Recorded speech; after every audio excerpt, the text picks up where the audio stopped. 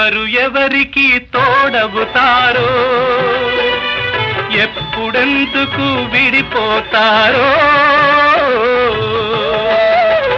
మమతను కాదని వెళతారు, మనసే చాలని ఉంటారు. ఎవ్వరి పయనం ఎందాకో అడగదు ఎవ్వరిని, బదులే దొరకదని. అడగదు ఎవ్వరిని, బదులే దొరకదని. కడుపు తీపికి రుజువేముంది, అంతకు మించిన నిజమేముంది.